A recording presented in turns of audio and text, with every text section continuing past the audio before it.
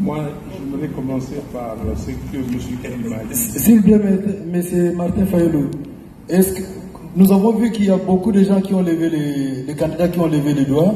Est-ce qu'on peut établir le principe, nous ne sommes pas le CESAC, est-ce qu'on peut aller par exemple, 3 minutes ou 5?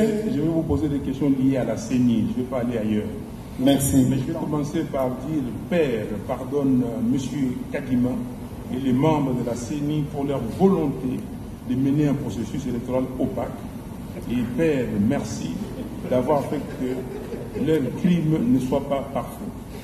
Je vais commencer par là, parce que nous sommes venus ici, comme dit Augustin Matata, par politesse. Ce n'est pas ça ce que nous avons demandé. On vous a demandé une réunion entre les candidats présidents de la République et la CENI pour se fixer, se convenir des règles du jeu. Et vous venez ici comme si vous amenez les écoliers, vos écoliers aux zoos et leur dire voici les espèces d'animaux qui existent dans le monde. Non. Ça c'est quoi exactement ça? Mais regardez, M. Kadima, membre de la CENI, voilà les rapports des 68 pages de l'OIF. Voilà comment l'OIF fait la synthèse. En 3 lignes, on dit ceci: un fichier électoral inclusif, c'est le fichier de 2018, exhaustif et actualisé, mais perfectible, et donc nécessitant des améliorations ayant fait l'objet des recommandations à court et moyen terme en vue notamment de son affichage provisoire pour permettre d'aboutir à des listes électorales définitives conformément à la loi. 68 pages. Vos amis ont fait un audit, ça, que j'ai ici, ce torchon de 137 pages. 137. Il n'y a rien. Dans ce document, il n'y a même pas le nombre d'électeurs qui ont été enregistrés par la CENI. Il n'y a pas une recommandation pertinente. La recommandation qu'ils ont donnée, veillez donner au candidat, au candidat président de la République une liste expurgée pour, monter la confiance. Et vous ne l'avez pas fait. Vous ne l'avez pas fait. Le 30 juin, vous nous avez dit que vos auditeurs ont demandé de donner des listes. Je vous avais dit que c'était une exigence légale. Allez consulter les articles 6 et 8 de la loi électorale. Donc, nous sommes là, nous sommes venus ici, et vous nous présentez cela. Vous dites ici que vous avez dépensé déjà 800, ou reçu 800 millions de dollars, et au total, vous allez en recevoir 1,1 milliard pour ces pays où les gens souffrent. Il y a 27 millions de Congolais qui cherchent à manger. On cherche de l'argent, on ne trouve pas. Vous dépensez de l'argent pour faire des atlas ici, je ne sais pas quel marché, qui a gagné ces marchés, et venir ici nous présenter ces documents. Monsieur Kadima, les fichiers électoraux, c'est l'essentiel, c'est la base des élections. La question que je vous pose, est-ce que nous irons aux élections avec 43 955 181 électeurs ou comment? Pourquoi je pose cette question?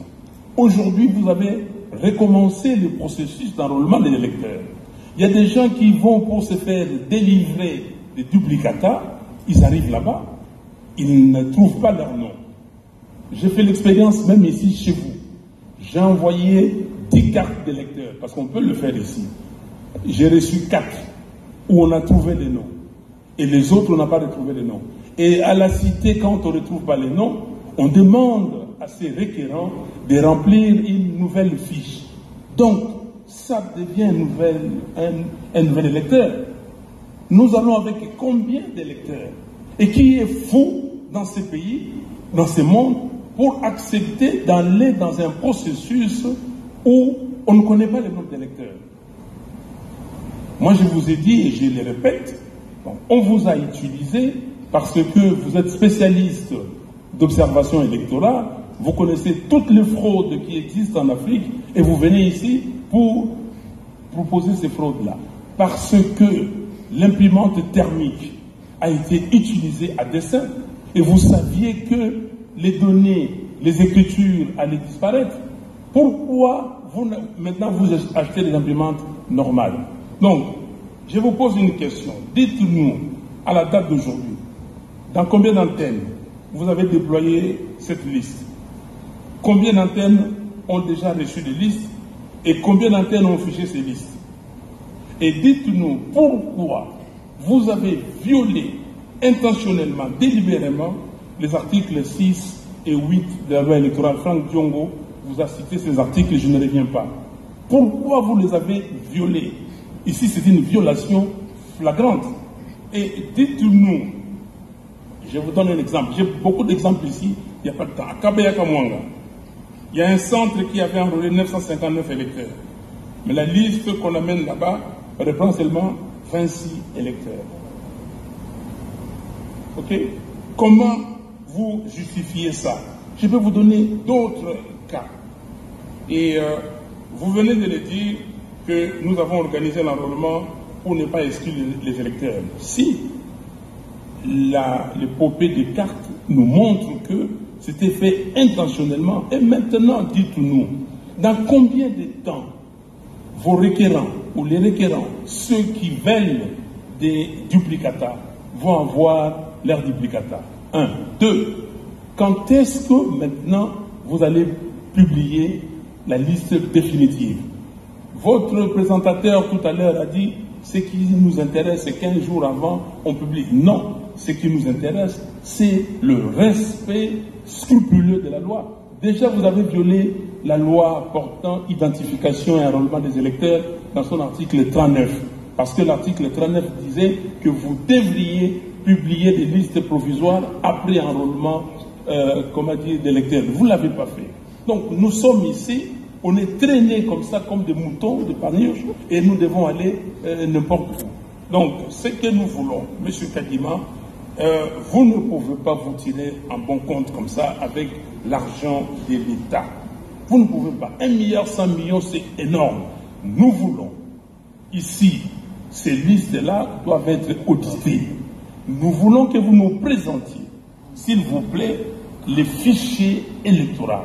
Le fichier ne peut pas être corrompu. C'est l'élément essentiel du vote. On va les voter comment? Donc, beaucoup de gens ici vont dans les centres, ils ne trouvent pas leur nom. Et quand est-ce que maintenant, dans moins de 40 jours, nous allons avoir ces listes? Donc, j'ai dit, s'il vous plaît, vous-même, vous l'avez dit, ce n'était pas pour exclure les électeurs, mais vous avez exclu les électeurs. Ici à Kinshasa, vous avez des écoles, même adresse, mais les noms différents. Vous avez des fois adresses, écoles différentes. Donc, qu'est-ce qui se passe réellement? Donc, vous venez ici, vous appelez les corps diplomatiques, on va dire, voilà, tout ça, on va signer les codes de conduite. Qui est fou ici pour signer un code de conduite? Vous, quel code de conduite vous signez? Nous allons nous mettre avec vous, Monsieur Kadima. Monsieur Fabuleux, oui. Vous exagérez un peu. Je n'exagère pas, s'il vous plaît. Écoutez-moi. Je n'exagère pas. Vous êtes en train de donner des déclarations générales sans pouvoir être spécifique. Nous ne pouvons pas. Vous parlez en général comme si vous faisiez un discours politique. Il faut nous donner des éléments concrets. Est-ce que vous êtes sérieux? Nous avons publié la liste justement provisoire pour que les gens viennent nous montrer les défaillances. Mais vous, comme vous êtes dans un élan politique, vous êtes en train de citer des choses sans donner des détails. Non, mais je vous donne des détails, M. Kadima. Moi, je vous donne des détails, s'il vous plaît. Je n'exagère pas, je vous donne des détails. Je vous ai dit, est-ce que l'audit que j'ai montré ici, c'est pas le détail? Votre discours là ne tient pas. Non.